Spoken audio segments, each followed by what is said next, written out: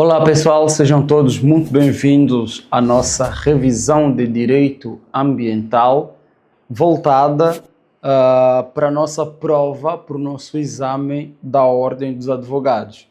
Vamos trazer aqui algumas questões brevíssimas a respeito de alguns aspectos que costumam ser cobrados com maior frequência na prova em matéria ambiental, né? Eu vou trazer aqui precisamente, sem mais delongas, adentrar na questão da repartição de competências. Uma coisa que a gente precisa ter em mente, um aspecto que nós precisamos ter em mente, é que na tutela do direito do meio ambiente, a Constituição Federal vai trazer um desenho institucional dos entes federativos, dos entes políticos, da União, dos estados, dos municípios e do Distrito Federal, um desenho institucional no sentido de cooperarem de forma mútua, né, a tutelar o meio ambiente. Esta cooperação focada na tutela do meio ambiente. O que isso quer dizer? Nós temos no artigo 23 da Constituição da República a instituição de uma competência comum entre todos os entes da federação para executar determinadas atividades, portanto, que será realizada, essas atividades serão realizadas por um ente da federação sem a exclusão do outro. Nós temos, então, algumas matérias previstas no artigo 23 que eu vou apresentar para vocês na tela. Aí nós temos a nossa Constituição e no artigo 23,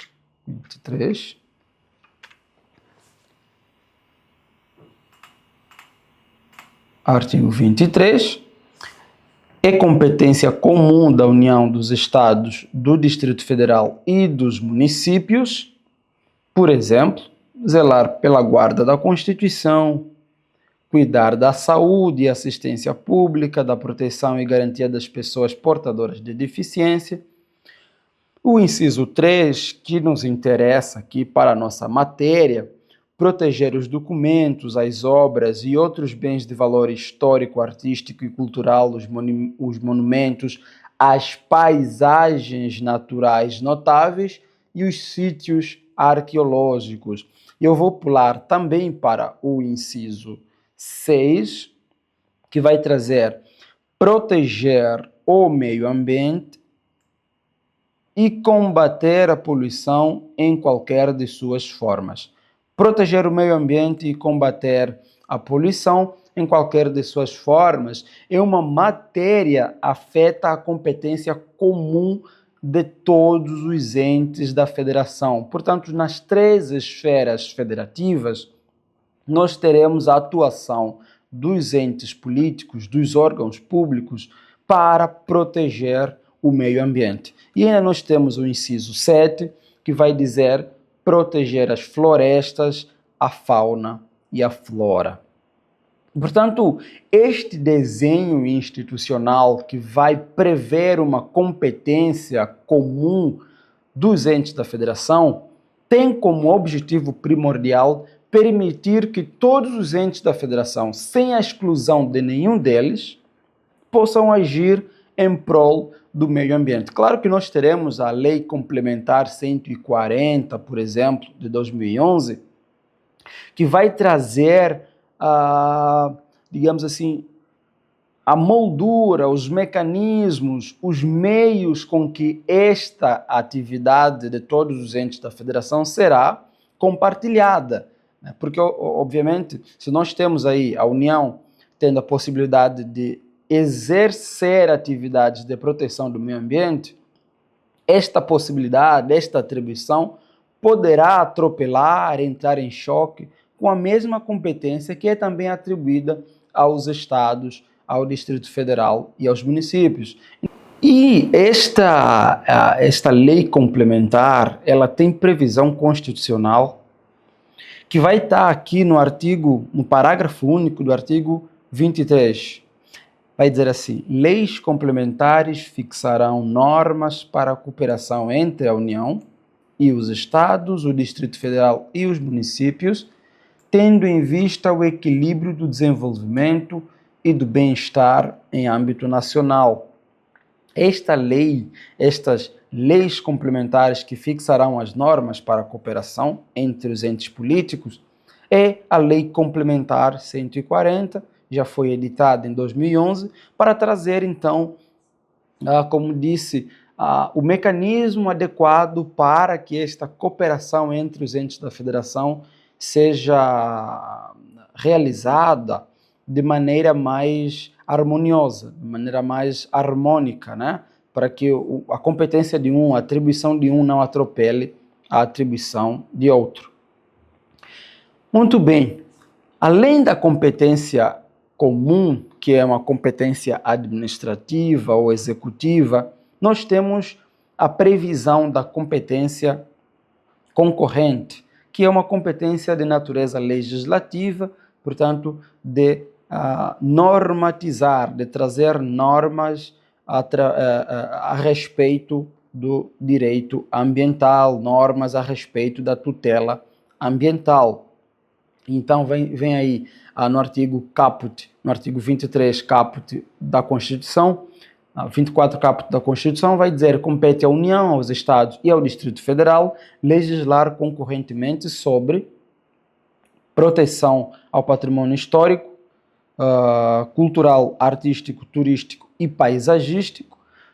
No inciso 6 que eu pulei, florestas, caça, pesca, fauna, conservação da natureza, defesa do solo e dos recursos naturais, proteção do meio ambiente e controle da poluição. E também nos interessa o inciso 8º, inciso 8, responsabilidade por dano ao meio ambiente, ao consumidor, a bens e direitos de valor artístico, estético, histórico, turístico e paisagístico. Então, estes incisos vão trazer matérias eminentemente de proteção ambiental, cuja competência legiferante é tanto da União, dos estados e do Distrito Federal também. E aí, naturalmente, nos surge o questionamento sobre a competência dos municípios para legislar sobre matéria ambiental. E esse é um detalhe pertinente que precisam estar atentos a respeito disso, porque no caput do artigo 24, nós não temos a previsão de uma competência concorrente atribuída aos municípios. Portanto, caso haja uma previsão, uma questão que traga em uma de suas alternativas que compete concorrentemente à União, aos estados e aos municípios, esta alternativa, independentemente do que venha a seguir, ela estará equivocada, porque a competência do município ela não tem esta nomenclatura de competência concorrente. O que nós temos, de fato, é que os municípios também têm competência para legislar sobre matérias de ordem ambiental. Embora os municípios não estejam previstos aqui no caput do artigo 24, eles têm competência para legislar sobre matéria ambiental. Mas de onde vem esta competência? Esta competência ela vem prevista no artigo 30, inciso 1 e inciso 2. O que diz esses incisos? O que dizem? Compete aos municípios legislar sobre assuntos de interesse local. 2. Suplementar a legislação federal e a estadual no que couber. Então veja, se nós estamos diante de uma questão de proteção ambiental e há uma necessidade de uma legislação em âmbito municipal, os municípios têm essa competência sim, desde que aquela matéria seja efetivamente de interesse local, matéria de âmbito local. Então os municípios poderão legislar, ainda que no caput do artigo 24 eles não estejam previstos, os municípios não constem naquele artigo, eles têm competência para legislar sobre aquelas matérias, desde que se trate de assunto de interesse local. Ainda, essa competência dos municípios, ela é suplementar, ela serve para agregar elementos particularidades, peculiaridades próprias do município, suplementando a legislação federal e a estadual. Porque, evidentemente, se a legislação estadual for minuciosa o suficiente para atender os interesses locais, não há necessidade desta legislação municipal. Se houver esta necessidade, desde que seja para atender o interesse local, os municípios poderão legislar sobre assuntos de natureza ambiental, de ordem de proteção ambiental. Portanto, esse é um desenho institucional criado pela Constituição justamente para permitir a atuação de todos os entes da federação, de forma que a tutela ambiental se dê mais efetivamente, de forma mais efetiva. Certo, pessoal? Então, voltemos aqui, que eu mencionei para vocês muito rapidamente como funciona a questão da repartição de competências sobre a matéria ambiental. Agora passemos muito rapidamente também para outro aspecto que tem a ver também com a instrumentalização, os mecanismos que o poder público tem em mãos para proteger o meio ambiente. Bom, nós temos a Lei da Política Nacional do Meio Ambiente, que vai trazer no artigo 9º um rol de instrumentos fundamentais para proteger o meio ambiente.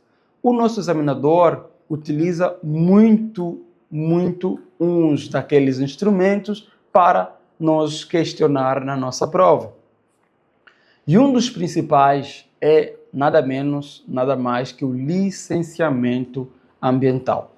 O licenciamento ambiental, como é de conhecimento comum, é tranquilo de entender, serve para licenciar empreendimentos que vão utilizar recursos ambientais, cuja utilização possa acarretar degradação ambiental de forma efetiva ou potencial. Então, nós temos a necessidade de construir uma ferrovia que vai ligar o estado do Rio Grande do Sul ao estado de Santa Catarina e vai chegar até Paraná. A construção desta ferrovia, evidentemente, vai, ao longo do seu percurso, ter necessidade de supressão de florestas, por exemplo. Portanto, nós teremos desmatamento. O trem que vai ser utilizado, o comboio, o metrô, qualquer veículo que for utilizado, vai eventualmente poluir também a atmosfera. Este empreendimento deverá passar por um processo ou procedimento licenciatório. Esse é, em tese, o conceito do licenciamento ambiental. É um procedimento administrativo tendente a licenciar uma atividade que possa utilizar recursos ambientais e, consequentemente, possa causar degradação ambiental efetiva ou potencialmente. No âmbito deste licenciamento ambiental, nós temos a expedição de atos administrativos. Então, o licenciamento ambiental é um procedimento administrativo no âmbito do qual serão expedidos atos administrativos.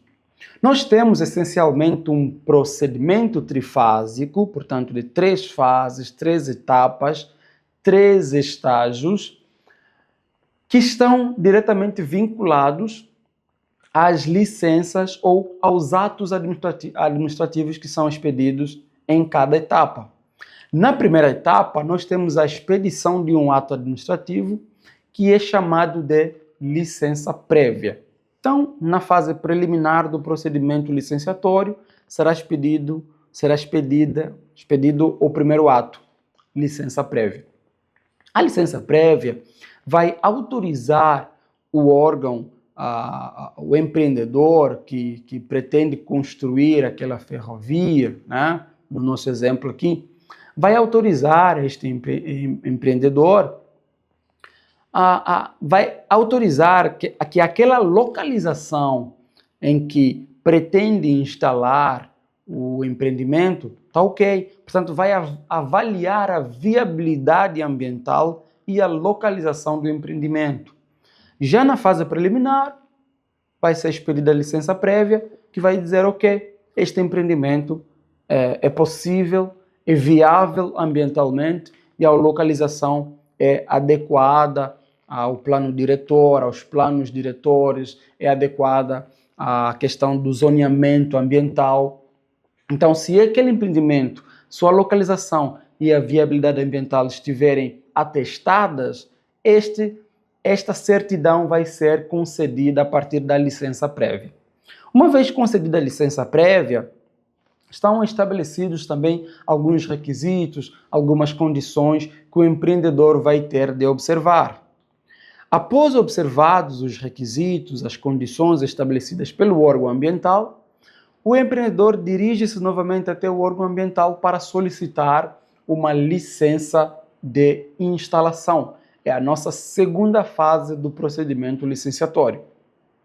A licença de instalação, podemos até chamá-la aqui de licença de construção, mas é licença de instalação porque autoriza o empreendedor, então, a instalar o seu empreendimento, a instalar, a construir a ferrovia, no nosso exemplo aqui, né? Então, a licença de instalação vai autorizar o empreendedor a instalar o seu empreendimento.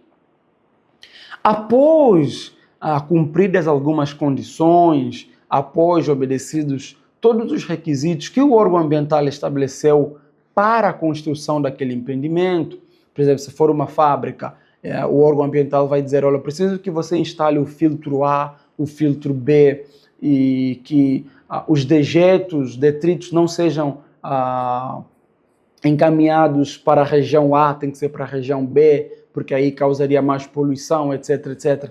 Obedecidos todos esses mandamentos estabelecidos pelo órgão ambiental, nós passaremos então para a nossa terceira fase.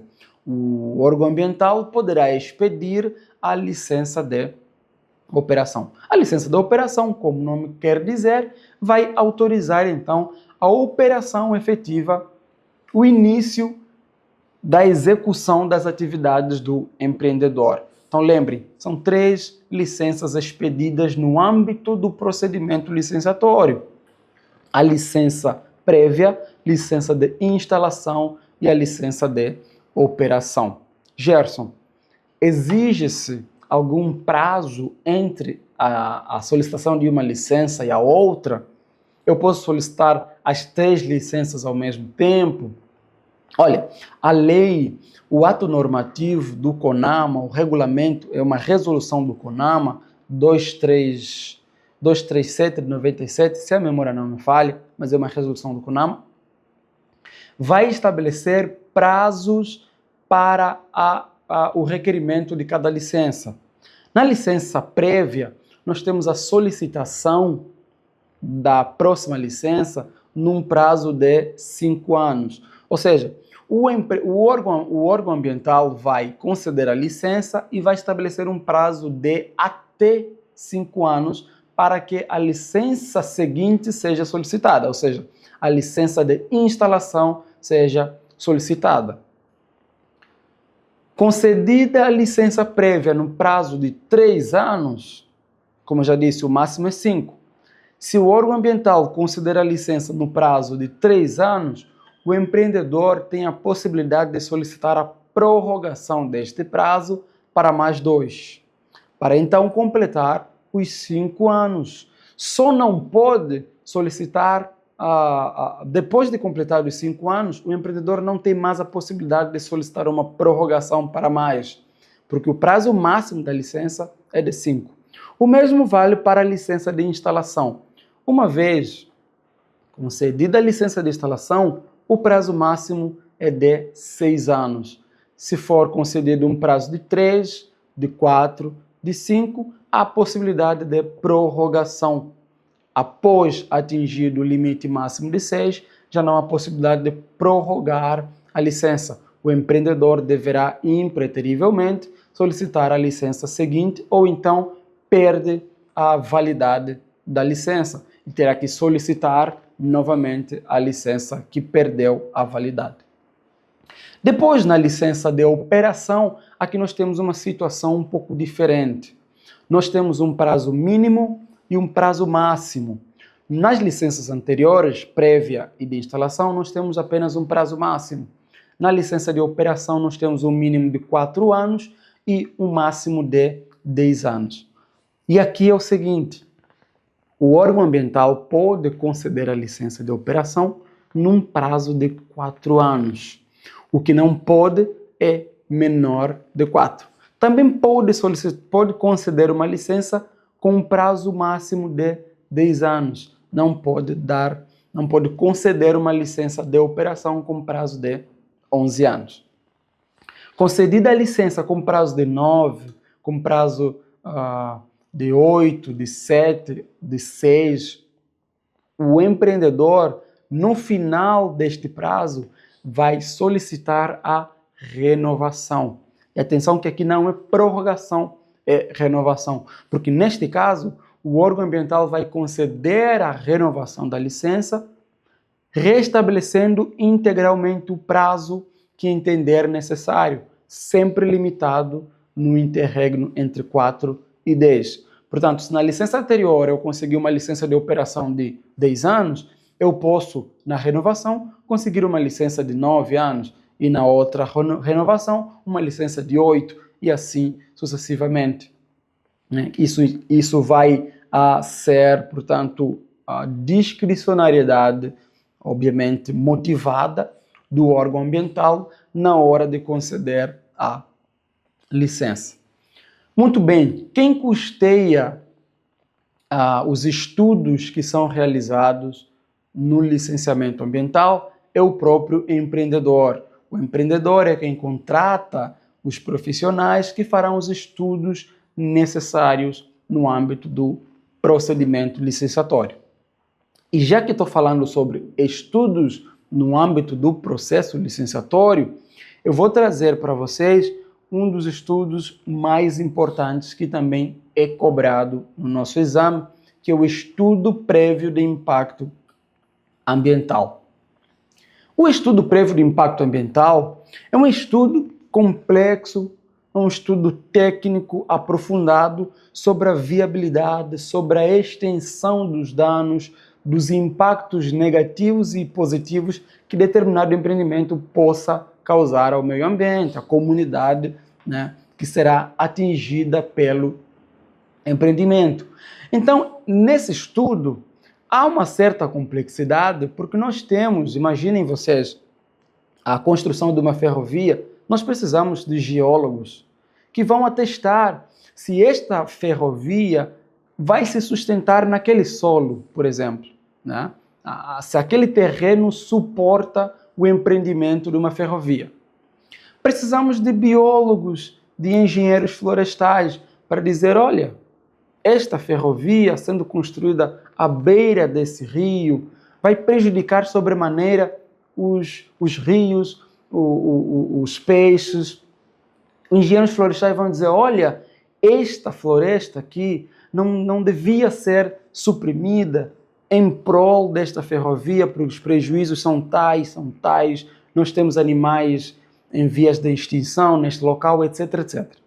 Então teremos aí vários profissionais trazendo questões de ordem técnica complexa, que muitas das vezes fogem da compreensão do povo geral ou de um juiz que vai julgar eventualmente uma impugnação à validade daquela licença, etc. Então, são questões muito técnicas. E aí, nós teremos esse estudo complexo, um documento que o acompanha, que é chamado de relatório de impacto ambiental. Então, o relatório de impacto ambiental é um irmão primo do estudo de impacto ambiental. O estudo de impacto ambiental é um estudo complexo, multidisciplinar, que acompanha um relatório de impacto ambiental que vai esmiuçar, vai simplificar a terminologia utilizada nos estudos. Então, o relatório serve para explicar as conclusões que foram alcançadas no estudo de impacto ambiental. Pessoal, hoje em dia tem surgido algumas leis. Aqui no município de Porto Alegre nós temos, por exemplo, leis que permitem simplificar o processo licenciatório. Eu falei para vocês que nós temos 3 fases, nós temos alguns prazos que devem ser cumpridos. Existe a possibilidade também de ser concedida a licença de operação de uma única vez, com a licença prévia e a licença de instalação. Isso é muito comum em empreendimentos mais simplificados, cujo dano ao meio ambiente não seja tão efetivo.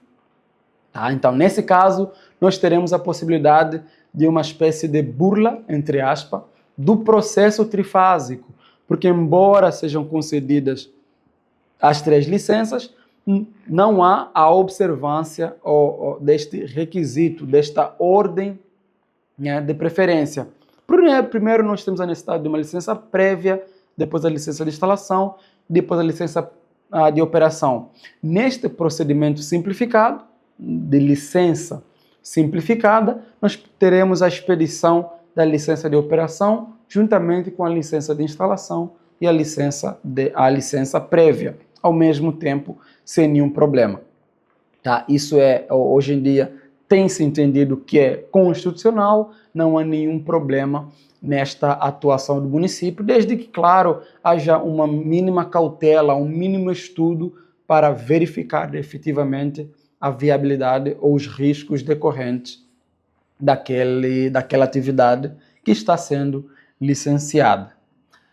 Pessoal, vou ultimar, então, a nossa revisão agora para falar sobre os espaços territoriais especialmente protegidos. Os espaços territoriais especialmente protegidos, eu costumo dizer que é um gênero, e dentro desse gênero nós temos as áreas de preservação permanente, nós temos as reservas legais, nós temos as unidades de conservação. De forma geral, tá, a criação dessas unidades de conservação, elas a criação pode ser efetivada por ato do poder público, portanto um decreto, como pode ser também efetivada por ato do poder público através da lei. Né? A lei é ato do poder público, ato do Congresso Nacional, da Assembleia Legislativa ou da Câmara Municipal, pode também criar uma unidade de conservação, uma APP. O artigo 6º do Código Florestal autoriza a criação de APPs. Né? E essas APPs serão criadas por ato do poder público. Pode ser uma lei ou pode ser um decreto. O detalhe é que a extinção de uma unidade de conservação, a extinção de uma APP, a extinção de um instituto da reserva legal, a reserva legal não se enquadraria perfeitamente, mas vou trazendo aqui uma norma geral para vocês sobre essa questão. A extinção dessas unidades, desses espaços, ela tem que ser necessariamente através de lei, tá, gente? Então, embora eu crie uma unidade de conservação, uma reserva biológica, por exemplo, uma estação ecológica, a criação de um parque nacional pode ser por um decreto do prefeito. Um decreto do prefeito criando um parque nacional, instituindo um parque nacional.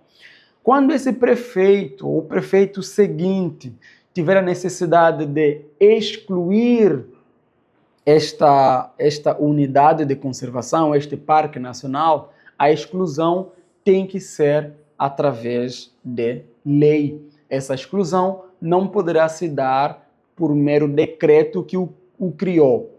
Aqui nós temos uma situação de um desvio à regra do paralelismo legislativo, né? Quando a gente estuda sobre o processo legislativo, uma lei ordinária será revogada por uma lei ordinária revoga a lei ordinária, né? Uma lei ordinária altera uma lei ordinária, uma lei complementar vai ser alterada por uma lei complementar.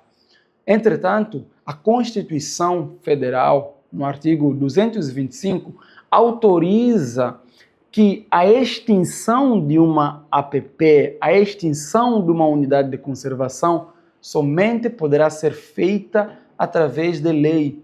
Mas a lei autoriza que essas unidades de conservação, por exemplo, possam ser criadas por decreto. Então, o decreto cria, mas a extinção tem que ser necessariamente por lei. Tá, pessoal? Então, trouxe aqui alguns tópicos rapidamente, de forma a pensar, vou dizer assim, né? Sem muito aprofundar, apenas para que a gente possa se lembrar na hora da prova, porque essas são apostas minhas de assuntos que possam estar na nossa prova em matéria ambiental. Tá, pessoal? Então, desejo para vocês sucesso, bons estudos, muita calma na hora da prova. Vocês estão estudaram o necessário, vocês sabem a matéria, então só precisam, na hora da prova, marcar o xizinho no lugar certo. Tá, pessoal? Então é isso. Sem nervosismo, fazer o que tem que ser feito e vai dar tudo certo. Tá? Forte abraço, pessoal. É isso aí.